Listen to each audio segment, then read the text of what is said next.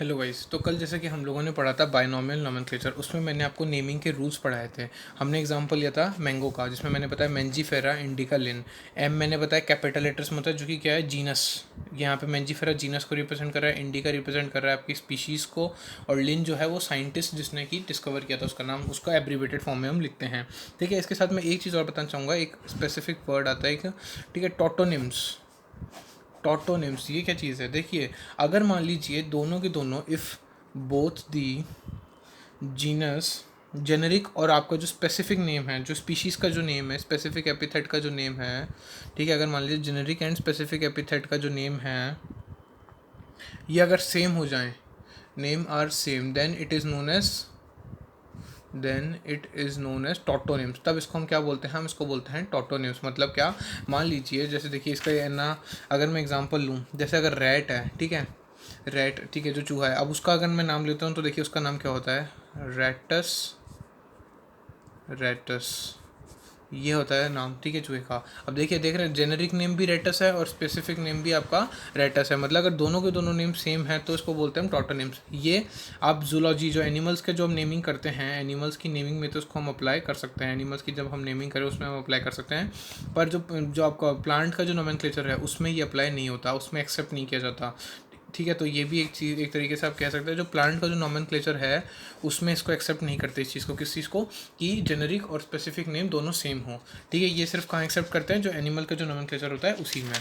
ठीक है, अब आगे बढ़ते हैं। देखिए, अब हम क्योंकि जानते हैं कि अब इतने सारे आपके लिविंग ऑर्गेनिजम्स हैं, ठीक है, एंडलेस। अब इन सबको आप एक एक करके स्टडी तो नहीं कर सकते, तो आपको कुछ एक मेथड क्रिएट करना पड़ेगा। देखिए, सिंस, ठीक है, large variety of living organisms are present, large variety of living organisms are present, ठीक है, तो आप एक एक करके तो आप सबको नहीं पढ़ सकते, तो कुछ मेथड आपको क्रिएट करना पड़ेगा। Method needs to be created, ताकि आप पढ़ सकें उनका इजीली, ठीक है ना, उनके बारे में जान सकें इजीली, उनको नेमिंग कर सकें।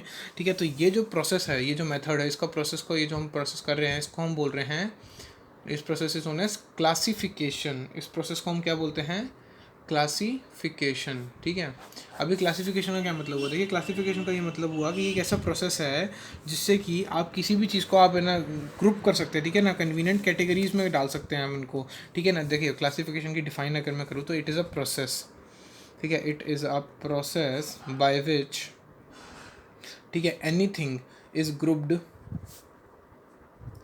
Into convenient categories, into convenient categories. मतलब आप अल्टीमेटली आप कई चीज़ों को मिला के आप एक ग्रुप बना रहे हैं, ठीक है ना, कैटेगरीज के अंदर, जो कि, और ये जो आप ग्रुप बना रहे हैं, जो आप कैटेगरी बना रहे हैं, किसके बेसिस पे बना रहे हैं, कुछ ऑब्जर्वेबल कैरेक्टरिस्टिक्स, कुछ ऐसे कैरेक्टरिस्टिक्स के बेसिस पे बना रहे हैं जो आपको आराम से एक्सटर्नली आपको देखने को मिल जाते हैं। देखिए, इसको मैं एग्जांपल समझाता हूँ। मान लीजिए आपको, आप बोलते हैं ये प्लांट है, कोई भी आपने किसी पौधे को देखा, आप उसने उसको बोल दिया प्लांट, तो आपने अल्टीमेटली, आपको उसका नाम नहीं पता, ठीक है, डेफिनेटली आपको उसका नाम नहीं पता स्पेसिफिकली, लेकिन आपने उसको एक कैटेगरी में डाल दिया कि क्या है, वो एक प्लांट है। ठीक है, या आपने कोई भी एनिमल देखा, आपने बोल दिया ये एनिमल है, आपको उसका नाम नहीं पता, आपने उसको एक कैटेगरी, मतलब प्लांट एक कैटेगरी हो गई, जो एनिमल है वो उसकी कैटेगरी हो गई। क्यों? क्योंकि आपने ग्रुप कर दिया सारे प्लांट जैसे दिखने वाले, आपने जितने भी पेड़ पौधे उन सबको आपने क्या नाम दे दिया, प्लांट दे दिया। क्यों? क्योंकि आपने कुछ ऑब्जर्वेबल कैरेक्टर्स दिखे, आपने कुछ उसमें कैरेक्टरिस्टिक्स देखे, कैसे, भाई हरा है, ठीक है, प्लस प्लांट आपको पता ही है देखने का। आज मैं अगर बोलता हूँ तो बहुत ऐसे ऑकवर्ड सा लगता है कि ये क्या बोल रहे हैं कि प्लांट है, मतलब आप देखिए उसके कैरेक्टरिस्टिक अगर मैं देखूँ, देखिए, चल फिर नहीं सकता, ठीक है, सॉइल में है बिल्कुल, ठीक है, प्लस एंड हरा, हरा कह सकते हैं, पर ऐसा जरूरी नहीं है हरा ही हो, पर अल्टीमेटली फ्रूट्स आते हैं, उसमें से फल निकलते हैं या फिर फूल निकलते हैं, तो ये सब चीज़ों से आप ये बोलते हैं कि वो प्लांट है। तो हमने ग्रुप कर दिया, प्लांट एक ग्रुप हो गया, कैटेगरी हो गई, एनिमल भी उसी तरीके से हो गई। और बात करूँ तो अब जैसे ये भी बात करें तो डॉग्स, अब आप इतने इतने तरह के आप भी जानते हैं डॉग्स होते हैं, ठीक है ना, अलग अलग तरह के डॉग, लेकिन आप सबको अल्टीमेटली क्या बोलते हैं, डॉग ही बोलते हैं, क्योंकि आपने सारे जितने भी अलग अलग वैरायटी के डॉग्स हैं उन सबको आपने अल्टीमेटली एक स्पेसिफिक कैटेगरी का नाम दे दिया, डॉग्स। ठीक है, इस तरीके से कैट्स हो गई, इंसेक्ट्स हो गए, जितने भी छोटे छोटे ये जो जानवर जो आपको दिखते हैं एकदम बारीक स्वाय, इसको आपने अल्टीमेटली इंसेक्ट बोल दिया, चाहे आपको उनका नाम नहीं पता। तो अल्टीमेटली ये मैं ये कहना चाह रहा हूँ, यहाँ पे अल्टीमेटली क्या हो रहा है कि आप कैरेक्टर, आप जो है कैरेक्टर्स के ऊपर बेस करके आप, ठीक है, अलग अलग आप उनके अंदर कुछ कॉमन कैरेक्टर्स देख रहे हैं, जिसके बेसिस पे आपने उनको एक कैटेगरी में डाल दिया, है ना। तो इस प्रोसेस को हम क्या बोलते हैं, क्लासिफिकेशन। ठीक है ना, जैसे कि अगर मैं बोलूँ मैमल्स की, अब आप कैसे बोल सकते हैं कि ये मैमल है, जैसे कि मान लीजिए हम ह्यूमन बींग्स भी एक मैमल है, ठीक है, और भी ऐसे कई, जैसे डॉग कैट, ये सब मैमल है, तो आप कैसे बोल सकते हो, एक्सटर्नल ईयर से, ठीक है है ना। एक्सटर्नल ईयर देखने को मिलेगा। ईयर आपको अगर पता हो 3 पार्ट में डिवाइड होता है, एक्सटर्नल, मिडल, इनर ईयर। तो एक्सटर्नल ईयर मैमल्स में मिलता है, बाकियों में नहीं मिलता, ठीक है। बॉडी पे हेयर है, ठीक है। तो ये अगर ये कैरेक्टरिस्टिक्स जैसे कॉमन कैरेक्टरिस्टिक्स हो गए तो हम ये कह सकते हैं मैमल्स हैं। इस तरीके से हम कई कैरेक्टरिस्टिक्स देखते हैं जिसके बेसिस पे हम एक कैटेगरी में, ग्रुप में इसको क्लासीफाई कर देते हैं, ठीक है। अब हम ये जो बोल रहे हैं कि ये जो कैटेगरीज़ हैं, ठीक है, हम ये कैटेगरीज़ में क्यों डाल रहे हैं, तो कैटेगरीज़ में हम इसलिए डाल रहे हैं to study the organism, to study the organism. हमें उस ऑर्गेनिज्म को स्टडी करने के लिए हम उसको कैटेगरी में डाल रहे हैं, क्योंकि हर एक पर्टिकुलर आप एक एक प्लांट को उठा के देखेंगे तो पता नहीं कितने ही प्लांट हैं, इनसे हज़ारों लाखों करोड़ों प्लांट्स होंगे। तो आप एक स्पेसिफिकली मतलब कुछ कैटेगरी के बेसिस पे हम करते हैं। देखिए अभी आपको मैं डिटेल में बताऊंगा, ठीक है। अब अल्टीमेटली अगर मैं बात करूँ, ये जो कैटेगरीज है इसको अगर मैं साइंटिफिक टर्म देना चाहूँ तो क्या दूंगा। जैसे बायोलॉजी में मैं इस कैटेगरी को क्या बोलूँगा, तो बायोलॉजी में इस कैटेगरी को बोलते हैं टेक्सा। टेक्सा बोलते हैं इसको। मतलब कि मैं ये बोल रहा हूँ कि जैसे मैंने बोला कि एक है ना, हम कन्वीनियंट कैटेगरीज में डाल रहे हैं तो हम कन्वीनियंट टेक्सा में ग्रुप कर रहे हैं। कुछ जैसे मैंने मान लीजिए कुछ 5-6 जानवर हैं, ठीक है, उनको उनकी मेरे को सिमिलैरिटीज़ मिली, उनके मेरे को जो फीचर्स है वो सेम मिले, तो मैंने उनको एक पर्टिकुलर एक टेक्सा में डाल दिया, ठीक है। मैं एक कैटेगरी में डाल दिया, एक टेक्सा में डाल दिया, ठीक है। तो अब अगर मैं बात करूँ तो जैसे आपके प्लांट्स हो गए, ये एनिमल्स हो गए, ठीक है, डॉग हो गया, ठीक है, या फिर मैमल्स हो गए, ये सब अल्टीमेटली अलग अलग तरह के टेक्सा हैं, ठीक है। ऑल आर टेक्सा, ये सारे के सारे क्या हैं, टेक्सा हैं, ठीक है। तो अब लेकिन लेकिन लेकिन लेकिन ये जो हैं, ये अब जैसे अगर आप मैं देखूँ, देखिए डॉग जो है ये क्या है, एक मैमल है और एक एनिमल भी है, समझ रहे हैं। और मतलब अगर मैं कहूँ तो एनिमल्स, देखिए सबसे ऊपर क्या आ गया, एनिमल्स आ गया, सबसे ऊपर आ गया एनिमल्स। एनिमल्स के अंदर एक कौन आपको देखने को मिल सकता है, मैमल्स देखते हैं, एनिमल्स के अंदर ही तो मैमल्स देखने को मिलेंगे ना आपको। और मैमल्स में कौन देखने को मिल रहे हैं, डॉग। हैं सब टेक्सा पर अलग अलग लेवल पे, लेवल देख रहे हैं, ये सबसे सुपीरियर हो गया, ये फिर उसके अंडर कर आता है, ठीक है ना, ये फिर उसके अंडर आ गया। तो अल्टीमेटली ये जो आप टेक्सा पढ़ रहे हैं ये कैसा आ गया, taxa at different levels. These are taxa at different levels. आई बात समझ में, अलग अलग लेवल पे बात कर रहे हैं। मतलब हमने ऑब्वियसली बात है, हमने ग्रुप किया, हमने कैटेगरी में डिवाइड कर दिया, पर ये अलग अलग लेवल पे हैं। जैसे ये सबसे टॉप लेवल पे हैं एनिमल्स, मतलब सारे जितने भी एनिमल्स हैं। फिर उनमें से वो एनिमल्स जो कि मैमल्स हैं तो कुछ आ गए। फिर वो मैमल जिनमें वो जो कि डॉग्स हैं तो वो कुछ आ गए। तो है सारी कैटेगरी इस पर अलग अलग लेवल पे देखने को मिलती है, ठीक है। अब इसमें बात करते हैं, देखिए तो इसके हिसाब से अगर मैं बोलूँ तो जो हमने कैरेक्टर्स हमने देखे उसके बेसिस पे सारे लिविंग ऑर्गेनिजम्स को हम क्लासीफाई कर सकते हैं अलग अलग ग्रुप्स के अंदर। तो बेस्ड ऑन दी कैरेक्टरिस्टिक्स, ठीक है, बेस्ड ऑन दी कैरेक्टरिस्टिक्स के बेसिस पे जितने भी लिविंग ऑर्गेनिजम्स हैं, all the living organisms can be described into different taxa. Obviously बात है, आप अलग अलग टेक्सा के अंदर हम उसको डिस्क्राइब कर सकते हैं इनटू डिफरेंट टेक्सा, ठीक है। तो ये जो प्रोसेस है, ये जो हम प्रोसेस कर रहे हैं, क्या प्रोसेस है, हम अलग अलग कैरेक्टर, हम अलग अलग ना इसको कैटेगरी में डिवाइड करें, इस प्रोसेस को हमने क्या बोला था, क्लासिफिकेशन बोला था। तो ये जो क्लासिफिकेशन का जो प्रोसेस है इसको बोला जाता है टेक्सोनॉमी। समझ रहे हैं, अलग अलग टेक्सा को हम जो ग्रुप कर रहे हैं, अलग अलग टेक्सा जो हम देख रहे हैं यहाँ पे, ठीक है ना, जितने भी ऑर्गेनिजम्स हैं उन सबको कैरेक्टराइज करके उनके कैरेक्टरिस्टिक फीचर हम देखते हुए अलग अलग टेक्सा में हम उनको ग्रुप कर रहे हैं। ये जो प्रोसेस है क्लासिफिकेशन का इसको बोलते हैं टेक्सोनॉमी, ठीक है। ये इंपॉर्टेंट वर्ड है कि व्हाट इज टेक्सोनॉमी। तो ये देखिए जितने भी आप लिविंग ऑर्गेनिज्म के कैरेक्टरिस्टिक्स हैं उनके बेसिस पे आप उनको अलग अलग टेक्सा में जो डाल रहे हैं, जो प्रोसेस आप डाल रहे हैं क्लासिफिकेशन का, इसको पूरे को बोलते हैं हम टेक्सोनॉमी, ठीक है। अब टेक्सोनॉमी की हम स्टडी करते हैं, ठीक है। तो अब ये जो हम टेक्सोनॉमिकल स्टडी हम कर रहे हैं, अब इसमें क्या क्या चीज़ आती है, देखिए अब मैं बताऊँगा। तो इस टेक्सोनॉमी में क्या क्या चीज़ आती है, देखिए एक तो इस टेक्सोनॉमी में आ जाएगा, देखो एक्सटर्नल और इंटरनल स्ट्रक्चर ऑफ सेल। मतलब आप एक्सटर्नली देखते हैं कि ना वो कैसा है, ठीक है, जो भी आना सेल है वो, मतलब या जो भी ऑर्गेनिज्म है वो कैसा है, एक्सटर्नली प्लस इंटरनली आ जाएगा, वो देख लेते हैं, ठीक है। उसका हम देखते हैं डेवलपमेंटल प्रोसेस। डेवलपमेंटल प्रोसेस मतलब वो किस तरीके से डेवलप हो रहा है, ठीक है, बिल्कुल कैसे एडल्ट बन रहा है, और वो पूरा प्रोसेस हम देखते हैं। प्लस इसके बाद अगर मैं बात करूँ तो देखिए ये हमने बताया, इसके बाद है ना स्ट्रक्चर, हमने उसका सेल का स्ट्रक्चर देख लिया, हमने उसको एक्सटर्नली देख लिया, इंटरनली देख लिया। इसके अलावा हमने क्या लिखा, उसका इकोलॉजिकल इन्फॉर्मेशन लिया हमने कि किस तरीके वो हैबिटेट में रहता है, कैसे एनवायरनमेंट में रहता है, वो हमने वो सारी चीज़ें देखी, ठीक है। ये सारी की सारी चीज़ें किसके अंडर आती है, ये आती है टेक्सोनॉमिकल स्टडीज़ में आती है, कि हम जो टेक्सोनॉमी जो मैंने अभी बोला पढ़ रहे हैं उसमें हम क्या क्या चीज़ें देखते हैं, ठीक है। अब अगर मैं बात करूँ तो अगर मैं बोलूँ कि हम टेक्सोनॉमी के अंदर कौन कौन से प्रोसेस देखते हैं, फिर अल्टीमेटली टेक्सोनॉमिकल प्रोसेसेस की अगर मैं बात करूँ, ये तो मैंने बता दिया हम क्या क्या चीज़ें देखते हैं ऑर्गेनिज्म में। तो अल्टीमेटली हम क्या देखेंगे, एक तो कैरेक्टराइजेशन करते हैं हम। देखिए मैं यहाँ पे क्या समझाना चाह रहा हूँ, कैरेक्टराइजेशन मतलब अलग अलग तरह के हम कैरेक्टर्स देखते हैं, ठीक है, हमने अलग अलग तरह के कैरेक्टर्स देखे कि भाई ठीक है एक पर्टिकुलर ऑर्गेनिज्म है, उसके अंदर अच्छा ये वो कैरेक्टर शो कर रहा है, क्या एक्सटर्नल ईयर्स भी हैं, उसके पास हेयर्स भी हैं, ठीक है, मेमोरी ग्लैंड्स भी हैं। तो इस तरीके से मैं बोल सकता हूँ कैरेक्टराइजेशन हमने किया।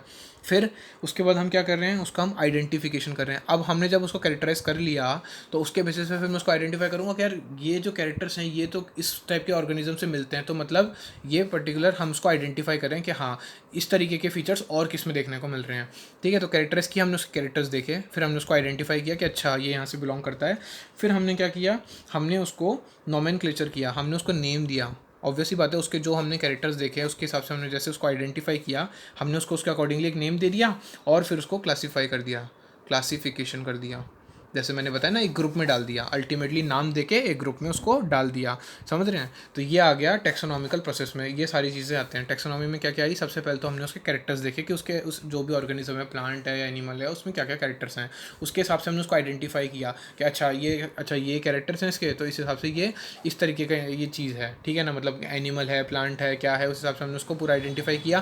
फिर हमने उसको नाम दिया, नोमेनक्लेचर किया कि अच्छा इस हिसाब से इसका ये नाम पढ़ना सकता है। ठीक है, फिर हम बोल रहे हैं, हमने लास्ट में क्या किया, उसका क्लासिफिकेशन कर दिया कि अब हमने नाम दे दिया, हमको पता लग गया कौन है, क्या है, कैसा दिखता है, सब हमको पता लग गया। अल्टीमेटली अब हमने इसके जैसे लोगों के साथ इसको हमने दे दिया। ठीक है ना, उसके साथ हमने मिला दिया। मतलब बाकी इस टाइप के और भी जो ऑर्गेनिज्म है, जैसे मान लीजिए कोई प्लांट है तो उसके ग्रुप में हमने इसको डाल दिया, तो क्लासिफिकेशन हमने कर दिया। ठीक है, ये आ गया। अब ह्यूमन बींग्स वैसे भी आप लोग जानते हैं कि उनको बहुत ज़्यादा दिलचस्पी रहती है दूसरे ऑर्गेनिजम्स के अंदर के कौन है, क्या है, ठीक है, किस तरीके से वो रहता है, और उन लोगों को पूरा का पूरा देखना होता है कि वो उसका किस तरीके से रिलेशन करता है। तो अल्टीमेटली अगर मैं बोलूँ तो ये जो ब्रांच होती है स्टडी की, किसमें, देखिए इसमें क्या होता है, जिसमें इंटरेक्शन देखा जाता है, interaction of other organisms, interaction of other organisms, ठीक है, प्लस उनका रिलेशन अमॉन्ग देम। ठीक है, उनका जो भी रिलेशन है आपस में, मतलब जो भी अदर दूसरे ऑर्गेनिजम्स के बारे में जहाँ स्टडी की जाती है, ठीक है, इनकी जहाँ स्टडी की जाती है, प्लस उनका रिलेशन देखा जाता है कि किस किस तरह से उनका रिलेशन कैसा है। जैसे अगर मैं बोलूँ तो ह्यूमन बींग्स का रिलेशन कैसे हो गया, मतलब कितना कौन से डिस्टेंट है कि ह्यूमन बींग से पहले कौन आए, उससे पहले कौन आए, इस तरीके से पूरा उनका रिलेशन देखा जा रहा है, दूसरे ऑर्गेनिजम्स के बारे में स्टडी की जा रही है। तो ये जो ब्रांच है जिसकी स्टडी हो रही है, इस ब्रांच को बोलते हैं सिस्टमैटिक्स बोला जाता है। ठीक है, अभी हमने एक वर्ड पढ़ा टेक्सोनॉमी, एक वर्ड हमने पढ़ा सिस्टमैटिक्स। देखिए टेक्सोनॉमी और सिस्टमैटिक्स में एक अंतर आएगा, वो मैं अभी बताऊंगा। सिस्टमैटिक्स मतलब अल्टीमेटली क्या हो गया, मतलब वही है कि आप जो है ह्यूमन बींग दूसरे ऑर्गेनिजम्स के बारे में डिटेल स्टडी करता है, उनके रिलेशंस के बारे में देखता है, ये सब चीज़ें जो देखता है। तो ये जो ब्रांच आ गई स्टडी की, इसको बोला जाता है सिस्टमैटिक्स। अब देखिए सिस्टमैटिक्स वर्ड कहाँ से आया, एक सिस्टमा वर्ड है। ठीक है, सिस्टमा से बना है। सिस्टमा वर्ड कहाँ से आता है, ये लैटिन वर्ड है। इसमें ज़्यादातर आपको लैटिन ही देखने को मिलेंगे, क्योंकि हम बता चुके हैं अल्टीमेटली लैटिन से ही पूरा इसका ओरिजिन हुआ है। ठीक है, तो सिस्टमा वर्ड कहाँ से है, लैटिन से, तो ये लैटिन वर्ड हो गया। ठीक है, इसका क्या मतलब है, सिस्टमा का मतलब कि आप सिस्टमेटिक अरेंजमेंट कर रहे हैं ऑर्गेनिजम्स का। ठीक है, जैसे कि आप घर नहीं, आप घर में जैसे अगर मान लीजिए आप सारी चीज़ें उसकी जगह पे लगाते हैं, आप बिल्कुल प्रॉपर्ली अरेंज रखते हैं, उसी तरीके से सारे ऑर्गेनिजम्स को एक सिस्टमेटिकली आप अरेंज करते हैं इसमें। तो सिस्टमेटिक अरेंजमेंट ऑफ ऑर्गेनिजम्स। अब सिस्टमेटिक्स आपके टेक्सोनॉमी से कैसे डिफर करता है कि सिस्टमेटिक्स में हम क्या इंक्लूड करते हैं extra, systematics include evolutionary relationships. जैसे कि मैंने अभी आपसे बताया था, इवोल्यूशनरी रिलेशनशिप्स बिटवीन ऑर्गेनिजम्स, ये मैंने अभी बताया था, रिलेशन वो देखता है अल्टीमेटली कि हाँ कौन किससे कितना डिस्टेंटली रिलेटेड है, नहीं है, ह्यूमंस कहाँ से ओरिजिन हुए, प्लांट्स का ये वाला प्लांट और किससे ओरिजिन हो सकता है, किससे, और ये इवोल्व हो के आया होगा। ये सारी चीज़ें कौन देखते हैं, हम सिस्टमैटिक्स में चेक करते हैं। तो सिस्टमैटिक्स में क्या इंक्लूड होता है, जो आपका इवोल्यूशनरी रिलेशनशिप है वो इसमें आता है। टेक्सोनॉमी में ये नहीं आता। समझ रहे हैं, जो टेक्सोनॉमी है उसमें आपका इवोल्यूशन रिलेशनशिप, उसमें भी रिलेशनशिप की बात नहीं करते हैं, उसमें हम सिर्फ चार चीज़ों की बात करते हैं, क्लासिफिकेशन आपका, sorry, characterization, identification, nomenclature and classification. ये चारों की बात हम सिस्टमैटिक्स में करते ही हैं। इसके साथ हम एक बात करते हैं इवोल्यूशनरी रिलेशनशिप्स की। ठीक है, तो ये आपका डिफरेंस आ गया दोनों के बीच में। अब बात करते हैं हम टेक्सोनॉमिक कैटेगरीज़ की। देखिए अब आती है हमारी अगली हेडिंग, टेक्सोनॉमिक कैटेगरीज। अभी हम इतना टेक्सोनॉमी की बात कर रहे हैं, ठीक है, हमने टेक्सा वर्ड का यूज़ किया, ठीक है, हमने कैटेगरीज को डिफाइन करने के लिए। ठीक है, तो अगर मैं बोलूँ तो अब ये हम क्लासिफिकेशन कर रहे हैं इतना बड़ा, अब ये कोई सिंगल स्टेप प्रोसेस तो है नहीं।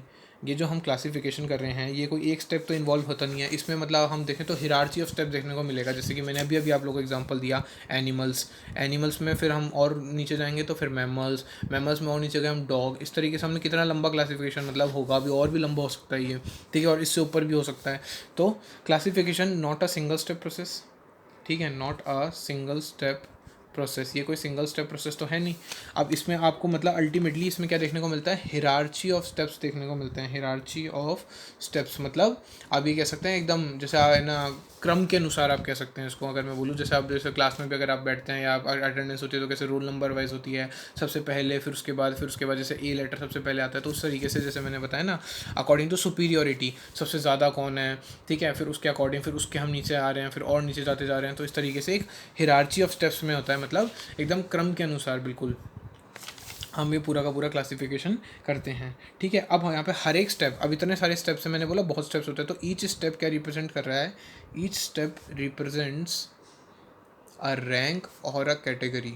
ठीक है, हर एक स्टेप क्या रिप्रेजेंट कर रहा है, रैंक या कैटेगरी। जैसे आर्मी में भी अगर आप लोग देखें तो आर्मी में आपको रैंक देखने को मिलती है कि सबसे पहले जो होता है सबसे लोएस्ट पॉइंट आपको मिलता है। ठीक है, उसके बाद फिर आप जैसे और मेहनत करते हैं आप और ज़्यादा, ठीक है, तो आपको और अच्छी पोस्ट मिलती जाती है। तो उस तरीके से बिल्कुल आपको प्रमोशन होता है एक तरीके से। ठीक है, तो यहाँ पे हर एक स्टेप जो होता है वो क्या रिप्रेजेंट कर रहा है, एक रैंक या एक कैटेगरी रिप्रेजेंट कर रहा है। ठीक है, जैसे ये भी एक कैटेगरी है, डॉग भी एक कैटेगरी है, मैमल्स भी एक कैटेगरी है, एनिमल्स भी एक कैटेगरी है, जिसको हम रैंक भी बोलते हैं। ठीक है, और हमने कैटेगरी को क्या नाम दिया, टैक्सा भी बोला है। ठीक है, अब ये जो सारी के सारी ये जो टेक्सोनॉमिक कैटेगरीज़ है, अब हम ये जो टेक्सोनॉमिक कैटेगरीज़ की बात कर रहे हैं, ठीक है, ये अल्टीमेटली क्या रिप्रेजेंट करिए, ये यूनिट ऑफ क्लासिफिकेशन रिप्रेजेंट करिए। ये जो कैटेगरी है ये यूनिट ऑफ क्लासिफिकेशन, मतलब ऐसी कितनी यूनिट है, ऑब्वियसली मैंने बोला बहुत सारी कैटेगरीज़ है, तो एक कैटेगरी क्या रिप्रेजेंट कर देगी, एक यूनिट ऑफ क्लासिफिकेशन। की क्लासिफिकेशन की छोटी यूनिट क्या है, कैटेगरी, क्योंकि हम खूब सारी कैटेगरीज में हम इसको डिवाइड कर रहे हैं। ठीक है, अब ये हम क्या बोल रहे हैं, अब ये क्या रिप्रेजेंट कर रहा है, मैंने बोला अभी रैंक रिप्रेजेंट कर रहा है, जिसको हम कॉमनली क्या नाम दिया था अभी हमने, टैक्सॉन बोल सकते हैं हम इसको। ये रैंक को हम क्या बोल सकते हैं, टैक्सॉन बोल सकते हैं, मतलब हर एक कैटेगरी को मैं क्या बोल दूंगा, टैक्सॉन है। ठीक है, देखिए एग्जांपल से समझिए, जैसे कि एग्जांपल में बात करूँ, देखिए इंसेक्ट्स हैं। ठीक है, एग्जांपल देखें तो इंसेक्ट्स हो गए। अब इंसेक्ट्स क्या हो गया, एक ग्रुप ऑफ ऑर्गेनिज्म हो गया, जैसे कि मैंने अभी बताया था आप लोग को, इंसेक्ट एक ग्रुप ऑफ ऑर्गेनिज्म हो गया, तो एक तरीके की कैटेगरी हो गई है। ठीक है, अब इनमें क्या कैसे हो गया ग्रुप ऑफ ऑर्गेनिज्म, क्योंकि इसमें कॉमन फीचर क्या है कि 3 पेयर्स ऑफ जॉइंटेड लेग्स देखने को मिलते हैं, मतलब टोटल 6 पैर देखने को मिलते हैं इंसेक्ट्स में, 3 पेयर लेग्स देखने को मिलते हैं। तो अब ये एक तरीके से ग्रुप हो गया। ठीक है, ये आपका इंसेक्ट का ग्रुप हो गया। अब ग्रुप क्या रिप्रेजेंट कर रहा है, अब आपका ग्रुप क्या रिप्रेजेंट कर रहा है, एक तरीके की कैटेगरी को रिप्रेजेंट कर रहा है। मतलब ये इंसेक्ट का ग्रुप क्या है, एक तरीके की कैटेगरी हो गई कि हाँ इंसेक्ट्स की एक कैटेगरी आ गई। अब ये जो कैटेगरी है ये अल्टीमेटली क्या दिखा रही है कि एक रैंक है, इंसेक्ट की एक रैंक आ गई। ठीक है ना, फिर इसके ऊपर कुछ होगा, इसके नीचे भी कुछ और होगा। अल्टीमेटली कैटेगरी क्या डिनोट कर रही है, डिनोट्स रैंक। ठीक है, अल्टीमेटली बात को समझिए, बात कुछ नहीं है, बस इतना ही है कि एक ग्रुप की बात कर रहे हैं हम, जिसको हम कैटेगरी भी बोल सकते हैं। वो क्या डिनोट करती है, एक रैंक डिनोट करती है कि एक मतलब हम हिरार्ची ऑफ स्टेप्स की बात कर रहे हैं, जब हम क्लासिफिकेशन कर रहे हैं तो किस तरीके से हर स्टेप पे कुछ ना कुछ आपको देखने को मिलता है। ठीक है, वो हर स्टेप क्या रिप्रेजेंट कर रहा है, आपका रैंक या फिर कैटेगरी रिप्रेजेंट कर रही है। ठीक है, तो अब इसमें एक बहुत इंपॉर्टेंट लाइन है जो कि एनसीईआरटी की है, मैं आपको बोलूँगा।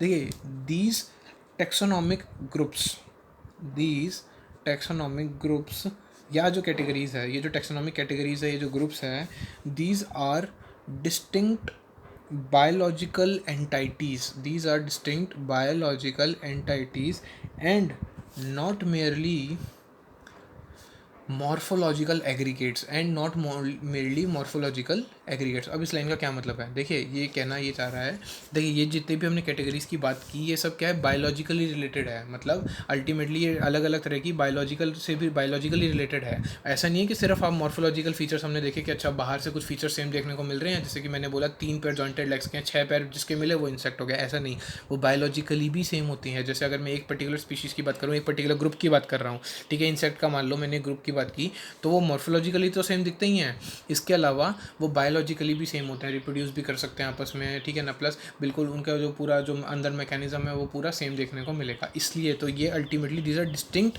ये अलग अलग। ठीक है, जो इतनी सारी कैटेगरीज़ की बात कर रहे हैं ये सब बायोलॉजिकली भी रिलेटेड होती है, सिर्फ मॉर्फोलॉजिकल रिलेटेड नहीं होती। ये लाइन ये कहना चाह रही है। ठीक है, अब हम जो टेक्सोनॉमिक स्टडीज़ कर रहे हैं, हमने ये जो टेक्सोनॉमिक स्टडीज़ की, इससे अल्टीमेटली क्या होता है, इससे एक डेवलपमेंट हो रहा है किसका, कॉमन कैटेगरीज़ का। जैसे हमने इतनी सारी हम टेक्सोनॉमिक स्टडीज़ जो भी हम करने जा रहे हैं उससे क्या है, कुछ कॉमन कैटेगरीज़ का डेवलपमेंट हो रहा है। जैसे मैंने बोला ना, कैटेगरीज़ में हम पूरा का पूरा क्लासिफिकेशन करते हैं, स्टेप्स में करते हैं। ठीक है, तो हम प्लांट्स का अलग करेंगे, एनिमल्स का अलग करेंगे, तो कुछ कॉमन कैटेगरी मिल गई अमंग प्लांट्स एंड एनिमल्स, कुछ कॉमन कैटेगरी मिल गई। देखिए क्या, अगर मैं सीक्वेंस में बताऊँ तो देखिए, किंगडम सबसे ऊपर आया, किंगडम। ठीक है, उसके बाद फिर आएगा फाइलम। ठीक है, नीचे लिखूँ, उसके नीचे आएगा फाइलम, ठीक है, फाइलम या फिर डिवीजन। अब देखिए यहाँ पे मैंने या फिर लिखा है, तो इसमें देखिए फाइलम तो यूज़ करते हैं हम किसके लिए, प्लांट्स के लिए, सॉरी एनिमल्स के लिए। फाइलम हम यूज़ करते हैं एनिमल्स के लिए, और डिवीजन हम करते हैं किसके लिए, प्लांट्स के लिए यूज़ करते हैं हम, ठीक है। इसके अलावा मैं बात करूँ क्लास, फिर उसके नीचे ऑर्डर, फिर फैमिली, ठीक है, फिर जीनस, फिर स्पीशीज़। इन सभी के बारे में मैं हर एक के बारे में आपको डिटेल में बात करूंगा नेक्स्ट वीडियो में। फिलहाल इतना जान लीजिए कि ये हम पूरा हमने कुछ कॉमन कैटेगरीज देखी कि सबसे पहले हम किंगडम में रखेंगे, फिर उसके बाद हमने कुछ हम फाइलम या डिवीजन में रखेंगे, फिर क्लास, फिर ऑर्डर, फिर फैमिली, फिर जीनस, फिर स्पीशीज़, ऐसे अलग अलग तरह की ये सारी क्या है, ये टेक्सान है, ठीक है। टेक्सॉन एट डिफरेंट लेवल, जैसे कि मैंने बताया ना, मैंने ग्रुप करने के लिए तो मैंने क्या बोला, अलग अलग लेवल पे हम बात कर रहे हैं यहाँ पे, ठीक है। ये मैं अभी क्लियर कर चुका हूँ आप लोगों को। अब अगर मैं बोलूँ तो इसके अंदर सबसे लोएस्ट कैटेगरी पे क्या है, स्पीशीज़ जो है लोएस्ट कैटेगरी में मिलती है। लोएस्ट कैटेगरी क्या है, स्पीशीज़ देखने को मिलती है, ठीक है। अब अगर मैं बोलूँ तो इन ऑर्गेनिजम्स को अलग अलग कैटेगरीज में किस तरह से रखा जाए, तो ऑब्वियसली बात है, आप जो आइडेंटिफाइबल फीचर्स जो होते हैं उनके, ठीक है, जो आप कैरेक्टरिस्टिक्स होते हैं ना, कैरेक्टरिस्टिक्स जो होते हैं उनके बेसिस पे कि वो किस तरह का कैरेक्टरिस्टिक शो कर रहे हैं, उन सब के बेसिस पे हम इनको अलग अलग, इसके क्लासिफिकेशन के अलग अलग हम इसके जो टेक्सॉन है अलग अलग स्टेप पे हम इनको रखते हैं ऑर्गेनिजम्स को। हम अगले लेक्चर में बात करेंगे किस तरीके से हर एक के अंदर हम कौन कौन से ऑर्गेनिज्म रख रहे हैं, किस बेसिस पे रख रहे हैं, उन सब की बात हम नेक्स्ट लेक्चर में करेंगे।